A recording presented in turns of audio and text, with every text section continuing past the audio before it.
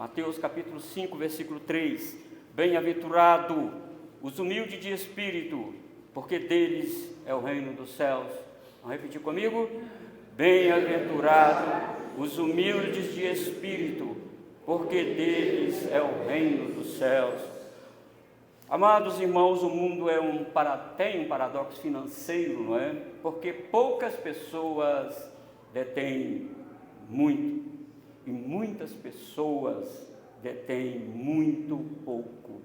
O mundo, de fato, é um paradoxo. A miséria e a falta de acesso aos recursos básicos da vida são a realidade de milhares e de milhares de pessoas no mundo, principalmente de países subdesenvolvidos. Observe que Mateus não usa o vocábulo pobre, mas ele usa o vocábulo humilde. Eu entendo que Mateus está na linha certa porque ele está escrevendo para os judeus. E os judeus acreditavam que o reino seria instalado aqui na terra. E para entrar neste reino, precisava preencher alguns requisitos. E o primeiro requisito era ser filho de Abraão, né? Ser filho de Abraão era o primeiro requisito. Se não for filho de Abraão, tinha que passar pelo proselitismo, ser catequizado pela tradição judaica. Mateus usa humilde, Lucas usa pobre, mas não tem um qualificativo de espírito, só diz bem-aventurados pobres. Mateus diz os humildes de espírito. Por quê? Porque ele está levando o reino para os judeus. Agora, queridos irmãos, observe, eu quero que você detenha sua atenção, porque esta volta para entrar no reino e ser pobre também estava dentro da igreja na Idade Média. Os judeus entendiam que a pobreza era sinal de desfavor de Deus. Para outros, principalmente na Idade Média, a pobreza era vista como sinal de favor. Observe, o judeu dizia: pobre, se você é pobre, se você está doente, se você está passando por calamidades, é porque você quebrou a aliança de Deus.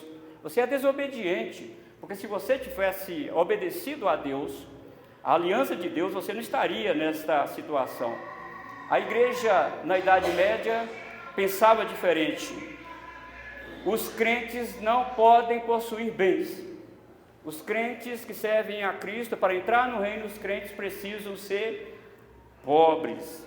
Não podem ter o coração, de fato não podem mesmo ter os corações nos bens. Duas pessoas se destacaram nesta época na Idade Média. Na Idade Média, eu estou falando ali no ano 1180 em diante.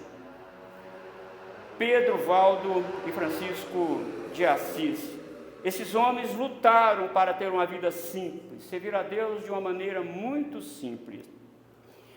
Pedro Valdo era filho de um comerciante bem-sucedido, e ele ficava incomodado com aquilo, a pobreza reinando, e ele baseou o capítulo 10 de Mateus, versículos 7 e 9, dê uma olhada comigo aí juntamente com você ver. Ele baseou a sua mensagem e a sua vida em Mateus capítulo 10, versículo 7 até o 9. E à medida que seguirdes, pregai que está próximo o reino dos céus. Curai enfermos, ressuscitai mortos, purificai leprosos, expeli demônios, de graça recebestes, de graça dai.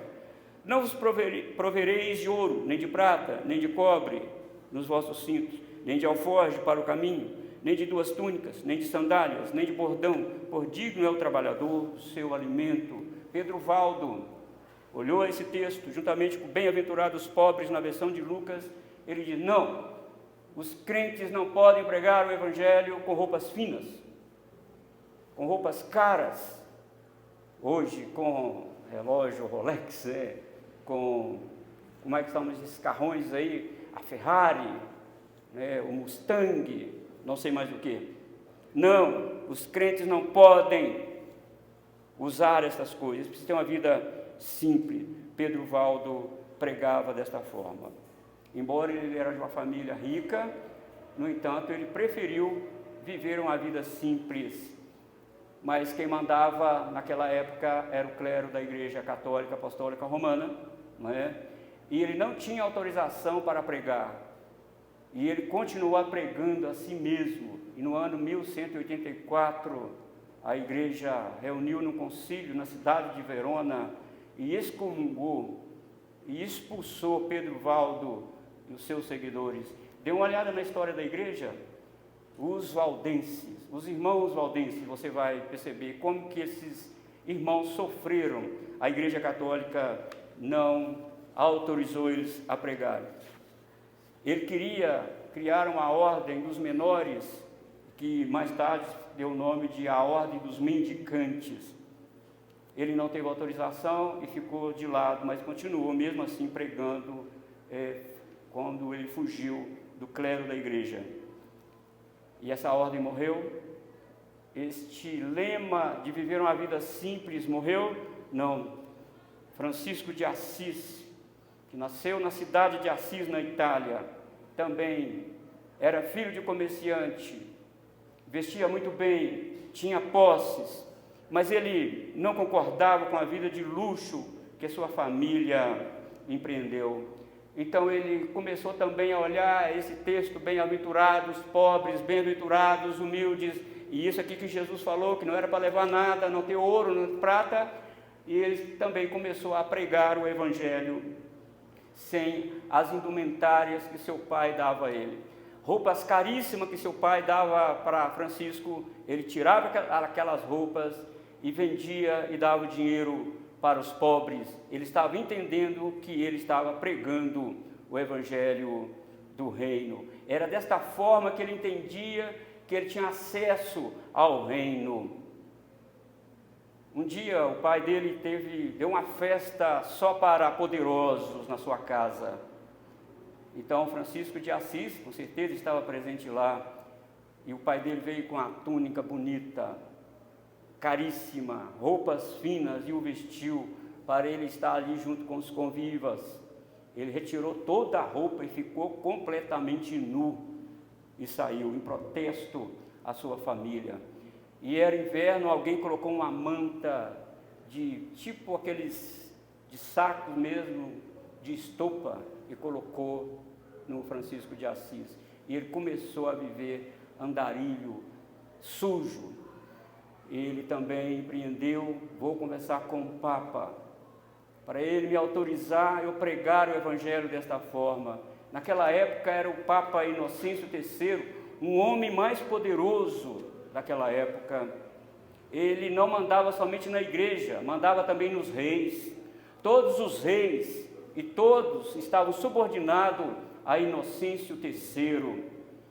E ele resolveu aí todo maltrapilho conversar com o Papa. O Papa olhou para ele e disse: vestido desse jeito, você parece mais um porco, sai da minha frente.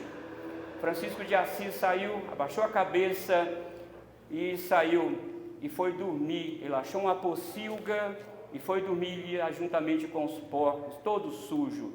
No dia seguinte voltou lá novamente conversar com o Papa. O Papa anteriormente diz: vai dormir com seus irmãos que são os porcos.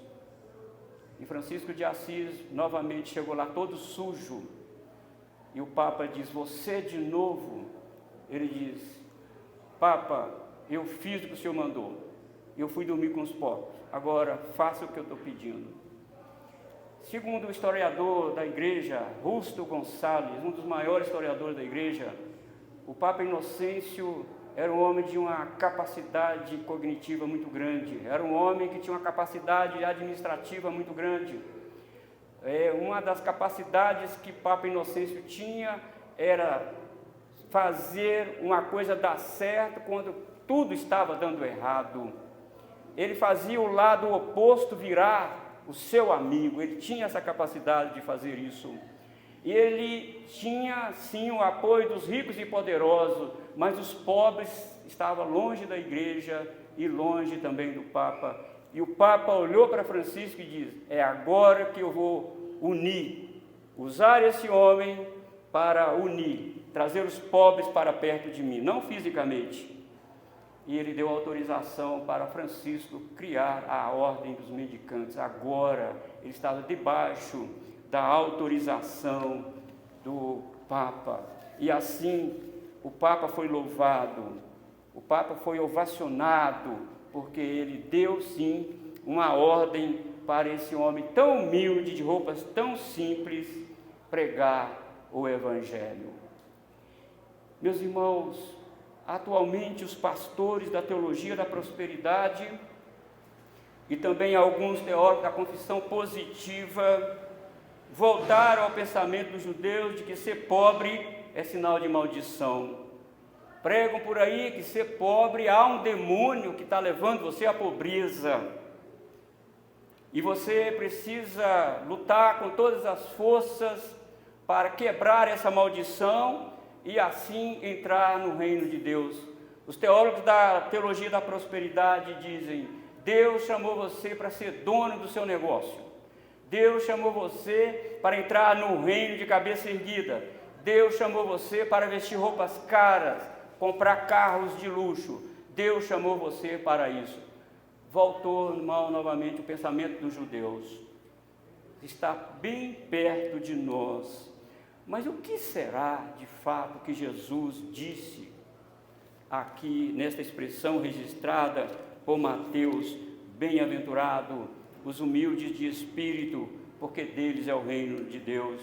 Jesus está dizendo que a entrada no reino é para aqueles que têm profunda convicção da sua miséria espiritual. A entrada no reino é para aqueles que sabem que não têm nada espiritualmente, que dependem de Deus. E aqui Jesus está dizendo: ser humilde de espírito é esvaziar-se de você mesmo. Jesus começa dizendo que quem são as pessoas bem-aventuradas no mundo? Quem são essas pessoas que entram no reino?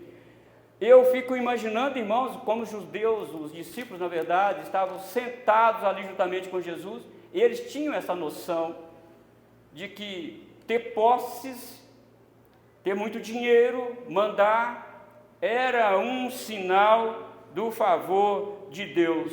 E de repente, quando Jesus senta e começa a pregar e diz, a primeira coisa que Jesus fala é: para entrar no reino,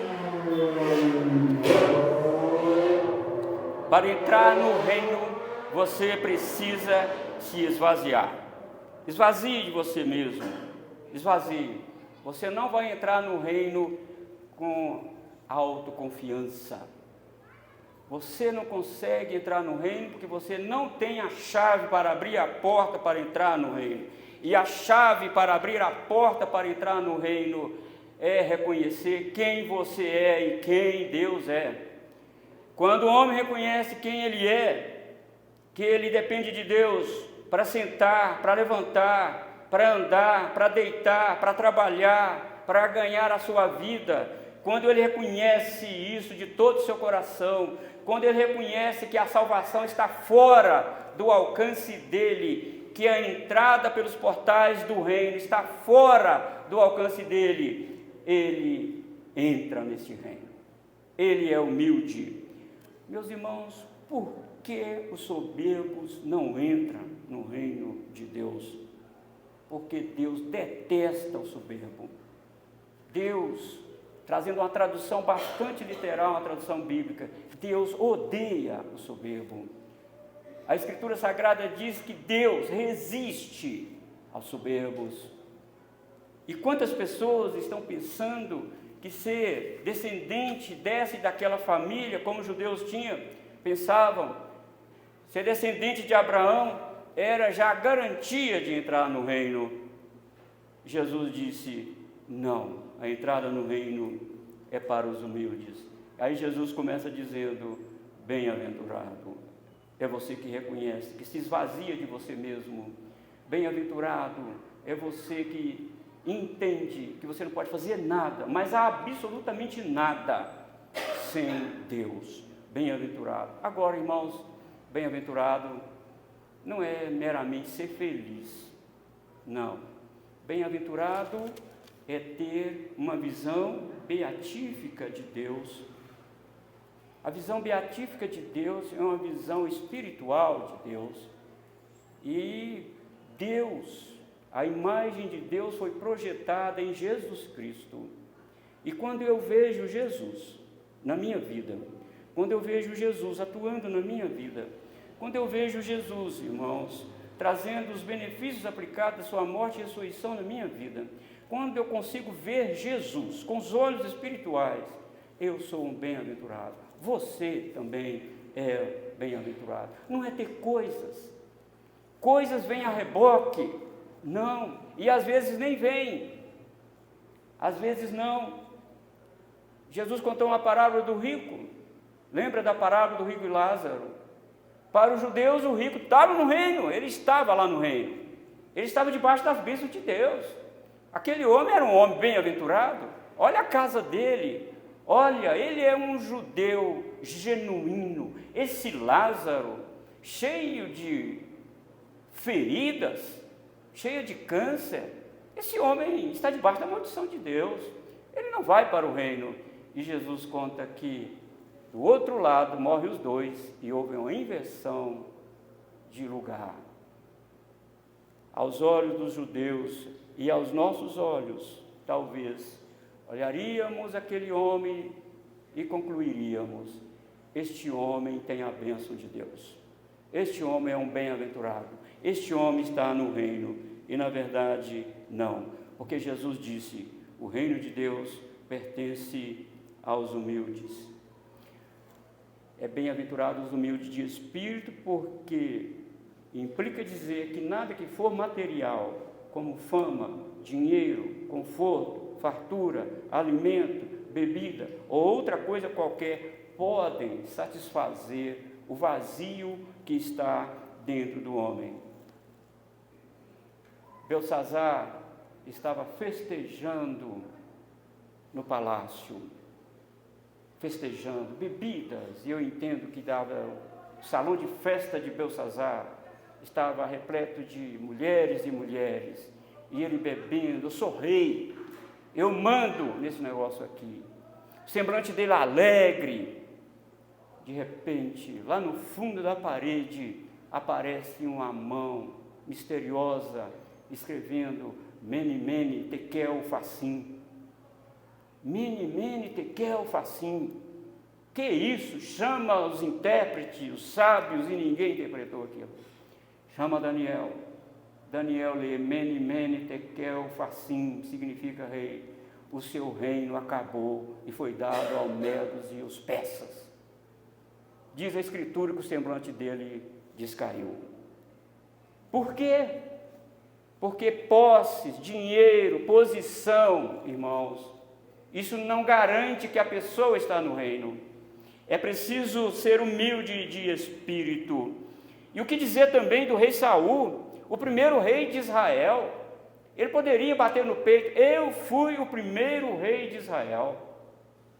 No entanto, a Escritura diz que vinha sempre um espírito atormentador na vida de Saul.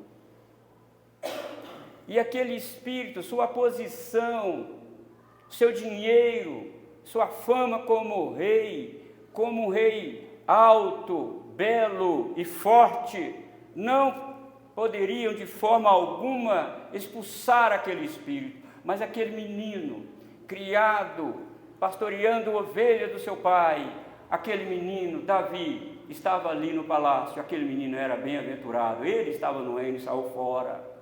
E Saul estava fora. E ele, só de tocar a sua harpa, o espírito saía de Saul.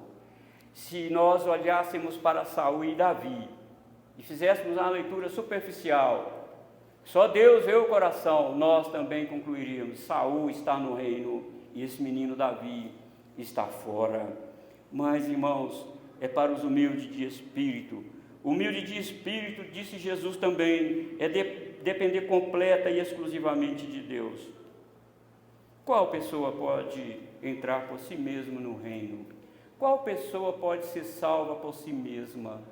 Qual pessoa consegue com suas obras entrar no reino de Deus? Qual pessoa pode comprar uma entrada no reino de Deus? Qual pessoa pode usar de conchavo, de conluio para entrar no reino de Deus. Não pode. É para os humildes. E os humildes de espírito. Agora, irmãos, veja comigo o que Jesus disse em Mateus capítulo 8, versículos 11 e 12. Os discípulos sentados ouvindo Jesus que o reino dele, seu reino, o reino dos céus é para os humildes. Aí Jesus diz: digo-vos que muitos virão do Oriente e do Ocidente e tomarão lugares à mesa com Abraão, Isaque e Jacó no reino dos céus, ao passo que os filhos do reino serão lançados para fora nas trevas, ali haverá choro e ranger de dentes. Eu fico imaginando como acelerou o coração dos discípulos quando ouviu Jesus falar isso. Não é? Então, nós vamos ficar fora, porque vocês são soberbos, vocês acham que ser descendente de Abraão está tudo certo. Não, vocês vão ficar fora, porque o reino é para as pessoas, é para o humilde. Você lembra de um jovem judeu que guardava os mandamentos, se gabava que guardava os mandamentos e achava que já estava no reino? Procura Jesus para se certificar de que ele de fato era um bom menino, um bom rapaz, de que ele estava de fato no reino. E ele até se gabou diante de Jesus. Olha, mandamento? Eu observo todos esses, mestre. Então vai, vende tudo que tem, dá aos pobres e vem e me segue. E ele deu as costas para Jesus e saiu muito triste. Os judeus olhando para aquele rapaz, seus pais elogiando aquele rapaz, e todo mundo elogiando aquele rapaz, dizia: esse está no reino. E Jesus diz: ele não está, ele não é humilde de espírito. A entrada no reino é para os humildes de espírito. Agora, olha um funcionário público da Receita Federal de Roma, chamado Zaqueu, odiado pelos judeus. Esse está fora do reino, o rico está dentro, e Zaqueu está fora. Jesus chegou e disse para aquele homem que estava ansioso de vê-lo. Aquele homem, Deus trabalhou na vida dele, Deus mudou o seu interior, e de repente ele queria ver Jesus. Eu quero ver Jesus, eu quero ter um contato com Jesus. E de repente ele até se improvisou, porque ele era de pequena estatura, ele subiu numa árvore para ver Jesus. Lucas capítulo 19, versículo 9 e 10 diz: então Jesus lhe disse: hoje houve salvação nesta casa, pois que também este é filho de Abraão, porque o Filho do Homem veio buscar e salvar o perdido. Irmãos, para ser salvo, a pessoa precisa reconhecer que está perdida. Jesus falou que os sãos não precisam de médico, mas os doentes. A entrada no reino não é para justo. Jesus falou: eu não vim chamar justo, mas pecadores ao arrependimento. Então, quando a pessoa reconhece que é pecadora, quando a pessoa reconhece que precisa de Deus, quando a pessoa quer ver Jesus, pensa em Jesus, tem paixão por Jesus, essa pessoa está no reino. Ela foi de fato colocada no reino por Jesus. A entrada no reino de Deus é para as pessoas que reconhecem quem de fato elas são. Elas entendem no fundo da sua alma que há um abismo entre o homem e Deus. Falando nisso, o profeta Isaías, no capítulo 59, ele diz que os ouvidos de Deus não estão agravados para que não possa ouvir. Não, mas o nosso pecado, a nossa iniquidade, faz separação entre nós e nosso Deus. Irmãos, quando nós reconhecemos de fato que precisamos de Deus, quando reconhecemos de fato que nossa entrada no reino não depende mais nada, absolutamente nada de nós, então nós somos humildes de espírito. E não somente humildes de espírito, somos bem-aventurados, porque nós de fato entraremos no reino. É aquele senso de insignificância que que tomou conta do apóstolo Pedro na grande pesca milagrosa, vocês lembram? Eles pescaram, jogaram a rede a noite toda e não pegaram nada. De repente Jesus aparece, joga a rede. Vocês pegaram alguma coisa? Não, nós trabalhamos a noite toda e não pegamos nada. Joga a rede do lado direito. E eles jogaram. E eles não aguentaram puxar a rede de tanto peixe. Pediram ajuda para puxar a rede tão pesada de peixe que estava. Quando chegou na praia, Pedro encontra com Jesus e ele diz isto: vendo isto, Simão Pedro prostrou-se aos pés de Jesus, dizendo: Senhor, retira-te de mim, porque sou pecador. Meu Deus, aqui está, irmãos, o cerne da humildade de espírito. Oh, Senhor, trabalhamos a noite toda, não pegamos nada, retira de mim, afasta de mim, eu não sou digno nem de ficar perto do Senhor. Aqui, irmãos, nós somos tomados pelo senso de insignificância. Você acha que você pode alguma coisa? Às vezes até falamos, pensamos que não podemos, mas as nossas práticas demonstram o contrário. Não, irmãos, não. Aquele senso de insignificância do centurião, que ao procurar Jesus para resolver o seu problema, Jesus fez menção de ir à casa dele. Ele diz: não, Senhor, eu não sou digno que o Senhor entre na minha casa, mande uma palavra e o meu servo será curado. É esse senso, irmão, de dependência de Jesus.